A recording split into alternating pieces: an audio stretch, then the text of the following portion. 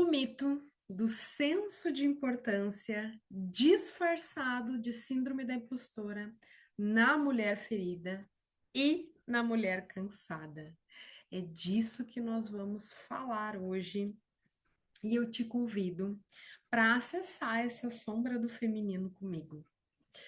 Então, quando a gente fala, né? A maioria das mulheres fala sobre estar fazendo muito, estar cansada, estar na mesma linha de trabalho que os homens, e aí elas acham que precisam entrar nessa competição, estar igual para igual, mas esquecem do funcionamento do seu corpo, da sua ciclicidade, e acabam ignorando a energia feminina que veio para criar a partir da sua potência e da força, né, da força psíquica e não da força física.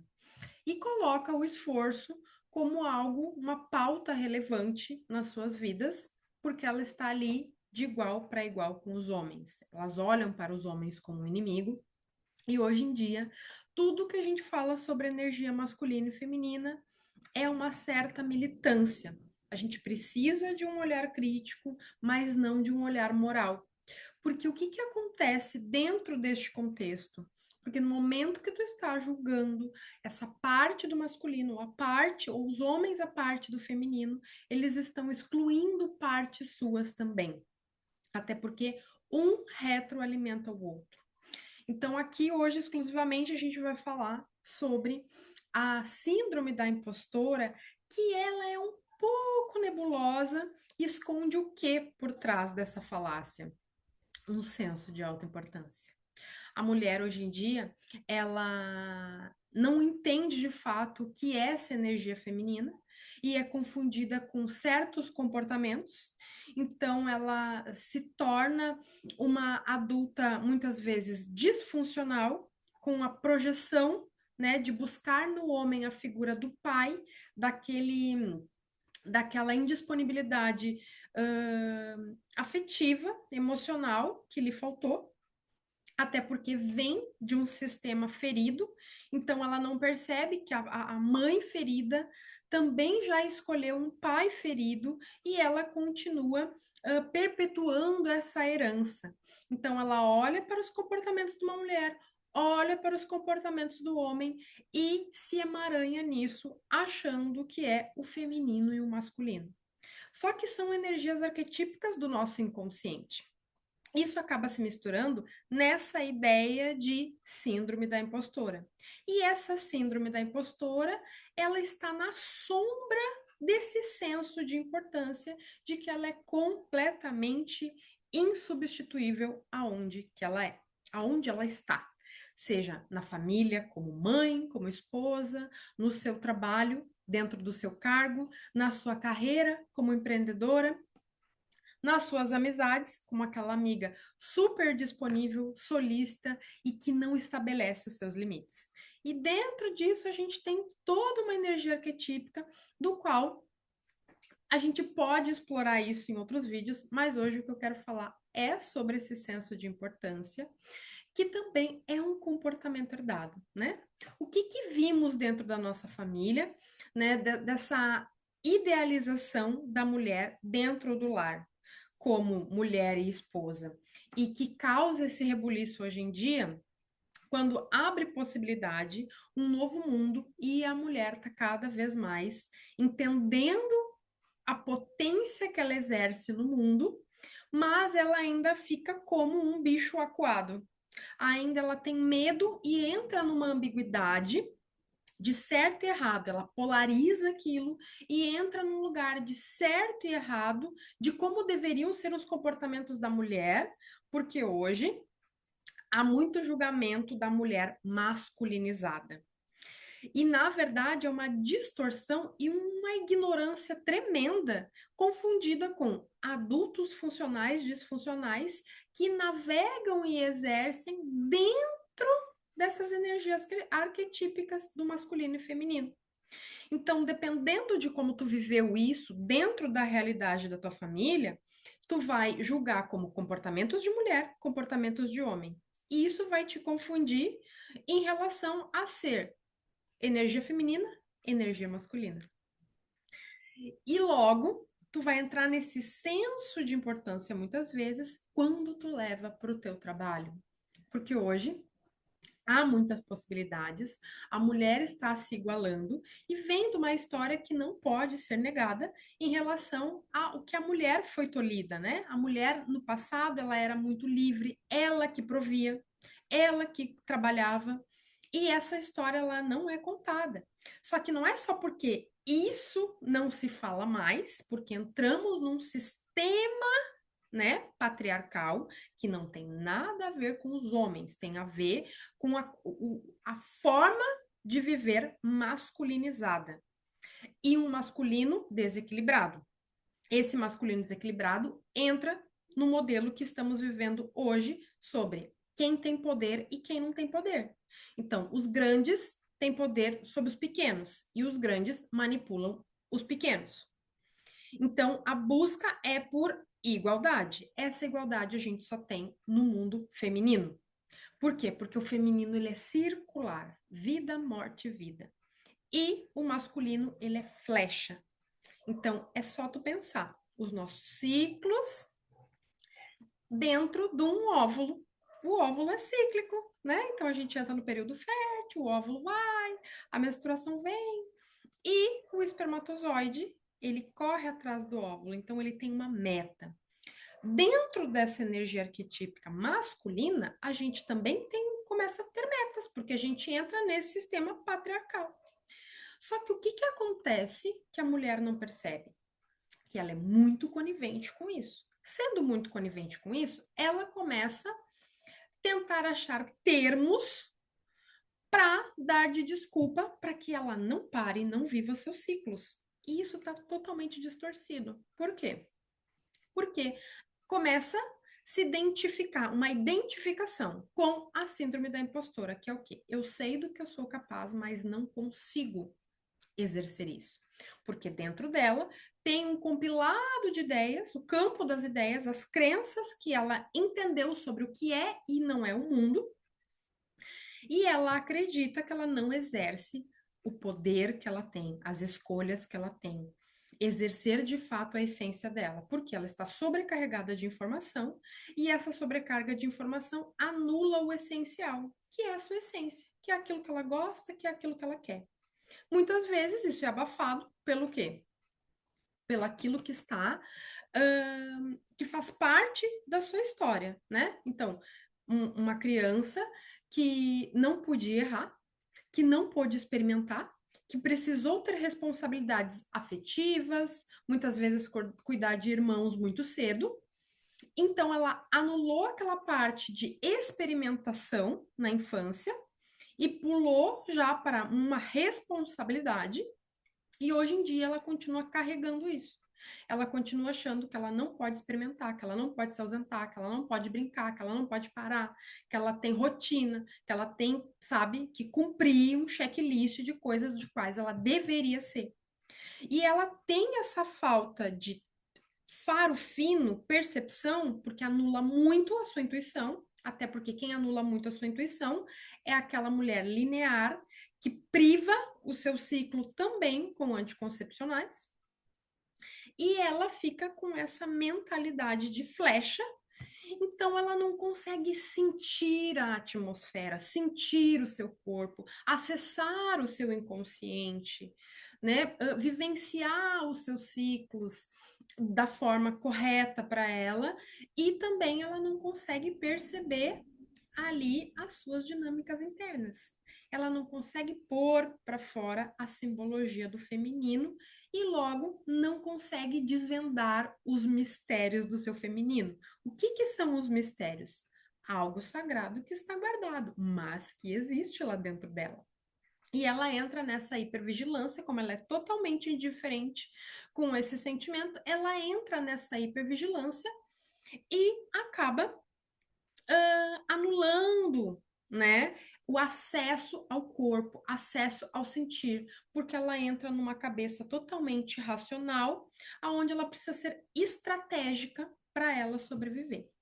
E ela acaba entrando numa sombra que é na sombra da síndrome da impostora, que é uma história que começaram a acreditar para ela, contar para ela e ela acreditou e ela não consegue enxergar a realidade atrás da síndrome da impostora. Como ela acredita que ela não tem poder sobre as escolhas dela, que ela não pode reivindicar aquilo que ela quer, logo não pode errar, né? Lembra da infância dessa mulher? Ela não pode errar, ela tem que estar sempre vigilante. Se algo de errado acontecer, é culpa dessa mulher, porque ela ficou descansando, porque ela não antecipou necessidades de alguém, porque ela também nem se deu conta que ela se coloca no lugar de super responsável por tudo. Então ela leva esse lugar dela além do que ela pode dar conta, porque ela não se enxerga como uma mulher comum. Desde cedo, ela entendeu que ela precisava sustentar, gerenciar, fiscalizar, ler campos de toda a família, porque vivia numa família disfuncional.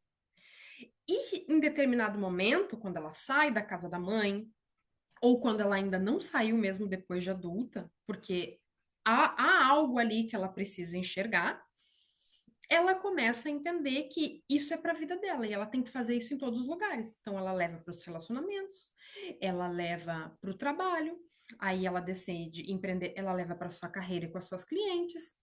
E assim ela começa a acreditar que ela não pode ser alguém comum, que ela não pode ser alguém que é impotente, que às vezes não tá com saco para nada, que pode responder torto, que pode estar indiferente, que pode ignorar a chamada, que pode não responder ninguém, que pode ser grossa quando quer, que pode pedir espaço, que pode dar limite, entre outras coisas que a gente tem como modelo de uma mulher ideal. E isso o mercado se beneficia, porque quando ele enxerga essa sombra na mulher, ele começa a alimentar essa sombra para que essa mulher comece a ficar mais caótica, porque quanto mais caótica, mais essa mulher vai investir a energia e o dinheiro dela nesses quesitos para quê? Confundi-la e não trazer autonomia e para que ela se conheça de verdade. E aí ela começa a se apegar a esses termos sombrios e não sagrados. Então, a indústria, a internet, tudo começa a alimentar essa mulher de coisas que ela precisa de conserto. E a mulher é a única que precisa de conserto. Ninguém mais precisa. Mulheres e crianças, né? E o que que começou a acontecer? A mulher cansada dela ser sempre o alvo das coisas, e as crianças também, porque tudo começa na infância, e a infância da mulher ela é muito mais delicada, porque a mulher é muito mais emocional, ela também já é tratada diferente dos homens na infância, ela começa a pensar que quando ela cresce, ela tem que se curar, ela tem que ter um conserto. Então, tudo que ela acha que é ruim dela, ela exclui. Isso coloca ela imediatamente no altar de dê conta, minha querida. Você é forte, você consegue. E o que essa mulher ela não consegue identificar que isso é o pior erro da vida dela e que isso é um foco na sombra. E ela começa a rejeitar partes dela. A sombra ela começa a se identificar com o ego e se emaranha, toma uma proporção, inferniza a vida dessa mulher, porque ela se coloca num lugar de responsável por aquilo ali. Então, ela não pode pedir ajuda, ela tem que dar conta sozinha, ela tem que se bastar, dependência é o fim. Hum, se ela é aquela mulher mais empática, mais espiritual, ela vai encarnar, né, a que faz tudo, né, aquela que é ela que faz o ego espiritual e não que ela é uma ponte entre mundos, então ela vai se colocar como hiper necessária e começar a acreditar que ela não pode se ausentar dos lugares do qual ela se propôs a ser a protagonista. Só que ela não entende que ela vive em máscaras de personagem em cada ambiente que ela vai. Mas da vida dela mesmo, ela não é protagonista de nada. Porque no momento que ela precisa ter autonomia, no momento que ela precisa tomar a decisão dela, fazer aquilo que é bem para ela, não se violar, se preservar, se cuidar, ela entra num conflito assim desesperador, que é onde ela começa a pensar que ela não pode se escolher. Como que ela vai abandonar toda essa reputação de cuidado? Então, começa a haver falhas nesse sistema que ela criou para a vida dela. E ela começa a se achar fraudulenta. E aí que nasce esse mito da síndrome da impostora, sendo que ela pensa que essa energia arquetípica da deusa, né? De tipo assim, todos me adoram e eu preciso fazer, entregar algo, né? Porque deusas geralmente a gente tem a ideia, distorcida também, de que eu preciso fazer uma oferenda para as deusas. E isso é uma energia arquetípica, aonde tem sombra e tem o sagrado, a luz e a sombra. E a gente acha que sombra é ruim, quando a gente vive a sombra dessas energias arquetípicas, e a gente acha que a luz é boa. Só que a gente confunde que a luz é rejeitar a sombra, e na verdade é transmutar essa sombra. E ao invés de tu olhar para aquela parte tua ali que fica te deteriorando por dentro e acabando com a tua real divindade, que é a tua potência, que é esse senso de si, mas não de si para os outros, mas de si para si mesma, é não focar no sagrado, é não mudar a posição que se eu estou presa na sombra, eu mudo. Então ela começa a olhar como ela precisasse lutar contra a síndrome da impostora, lutar contra essa fraude, o que faz ela ficar cada vez mais linear e desgostosa da vida, devastada pelo um cansaço, porque a mulher, ela também é muito forte corporalmente, não é à toa que temos um corpo preparado para ser aberto e gerar uma vida dentro, e isso não é para amadores. E o corpo dessa mulher ele é muito forte e resistente para dores e para processos. A gente está acostumada a lidar com o luto todo mês, né? Tanto que existe uma frase muito conhecida, não duvide da mulher que sangra todo mês e ainda continua viva.